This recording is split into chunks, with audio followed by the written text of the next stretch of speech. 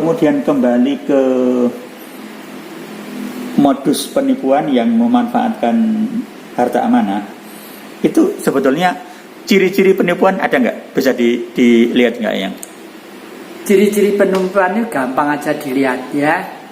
Satu, mereka itu pengen menolong kehidupan masyarakat kecil, ya dah? Alasannya itu. Alasannya itu, umumnya menarik sekali kan alasannya. Tapi kan saya berpikir juga, loh kalau seseorang itu memang pejuang, nggak usah nunggu harta amanah, sudah ada entah dikenal oleh RW, dikenal oleh RT, dikenal oleh kabupaten atau kota, dan dikenal juga secara nasional, pasti ada. Dan getarannya jiwa ke sana itu pasti ada. Tapi kalau tidak ada ya, jangankan kok nasional, RW aja kadang-kadang tidak kenal, itu udah. Saya biasanya pancing dengan mempunyai sekarang ini menjabat apa sebagai organisasi sosial, lalu apa punya yayasan, apa punya PT atau punya CV atau punya apa gitu. Pancingan saya ke situ. Jadi mengakunya membantu rakyat kecil ya enggak? Biasanya seperti itu.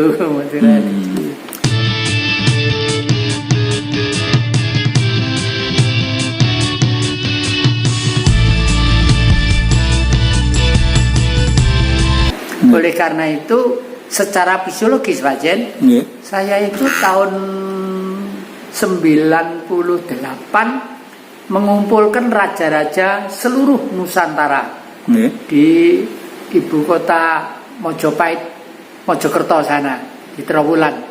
Saya kumpulkan di sana raja-raja, bahkan pada waktu itu yang berperan serta itu ada dari Thailand, Bu Sati dikirim, ada dari Brunei mengirim ya, ikut juga. Berarti kan kita itu punya rasa simpatik dari Asia ini saja ya, dari Asia.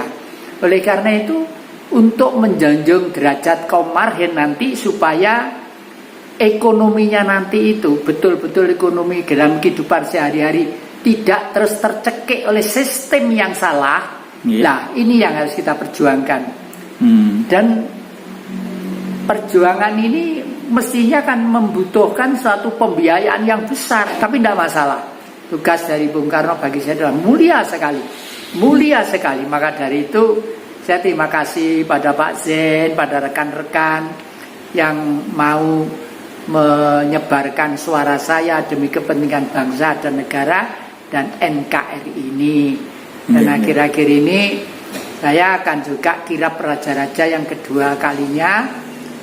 Mungkin ini untuk sementara akan kita kembalikan ke Mojokerto lagi. Sebenarnya Bali juga minta, Jogja minta, Solo minta. Karena raja-raja seluruh Indonesia itu yang koordinirnya adalah Mas Bei Tejaulan di Solo sana. Tapi kan beliau itu seorang raja yang tidak gampang aja kesana kemari blusak-blusuk. Kalau Jatikusumo kan orang biasa ya, kesana kemari itu masih bisa lah, blusak-blusuk gitu bisa. Kalau terlalu protokoler ya sulit juga gitu. Kemudian kembali ke modus penipuan yang memanfaatkan harta amanah, itu sebetulnya ciri-ciri penipuan ada nggak? Bisa dilihat nggak yang? Ciri-ciri penipuan itu gampang aja dilihat ya. Satu, mereka itu pengen menolong kehidupan masyarakat kecil, ya dah? Alasannya itu. Alasannya itu, umumnya menarik sekali kan alasannya. Tapi kan saya berpikir juga, loh kalau seseorang itu memang pejuang, nggak usah nunggu harta amanah, sudah ada entah dikenal oleh RW, dikenal oleh RT, dikenal oleh kabupaten atau kota, dan dikenal juga secara nasional, pasti ada. Dan getarannya jiwa ke sana itu pasti ada. Tapi kalau tidak ada ya, jangankan kok nasional, RW aja kadang-kadang tidak kenal, itu udah. Saya biasanya pancing dengan mempunyai sekarang ini menjabat apa sebagai organisasi sosial, lalu apa punya yayasan, apa punya PT atau punya CV atau punya apa gitu. Pancingan saya ke situ. Jadi mengakunya membantu rakyat kecil ya enggak? Biasanya seperti itu. Tapi hampir semuanya oknum penipu itu kan selalu minta setoran kan yang. Kalau ke saya nggak pernah seperti Oh itu. ya, kalau nggak ke orang lain gitu. Ya mungkin ke orang lain ya, orang lain. Makanya saya pun kalau menjawab mereka itu hati-hati banget. Kalimat koma itu saya perhatikan. Karena apa? Saya khawatir kalau itu nanti dibacakan ke orang lain itu loh. Saya juga mau dapat green light itu kan. Oh, nggih. Berat nanti itu, ya. Oh, nggih. Jadi seakan-akan mereka sudah dapat restu gitu ya. Nggih. Nah, terus yang terakhir ini saya komunikasi dengan Jepang.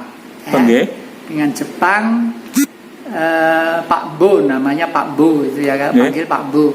Itu komunikasi, Mas, Mbok tolong Jepang itu segera membayar utangnya ke Indonesia. Ya. Karena bangsa Indonesia itu pernah dirampas besar-besaran harta-harta kerajaan, harta-harta konglomerat, harta-harta suge-suge. Kok kebetulan saksinya itu saya. Duh, waktu itu umur Pak Jati umur berapa kok saksinya? Saya itu lahir tahun 44. Pada waktu saya lahir, seluruh Pulau Jawa itu ada instruksi untuk memadamkan lampu di rumah. Sentir aja tidak boleh. Alasannya apa? Amerika mau nyerang, mau ngebom. Jadi kalau nanti ada lampu, itu pasti sasarannya bom. Nah, saya lahir tanggal 4 September 1944. Itu jadi saya itu saksi sejarah bahwa kelahiran saya itu pada waktu Jepang merampok besar-besaran harta Pulau Jawa, baik milik kerajaan lah. Kalau udah milik kerajaan ya apa? Kerajaan itu, waduh, namanya kerajaan dibangun serba lebih ya.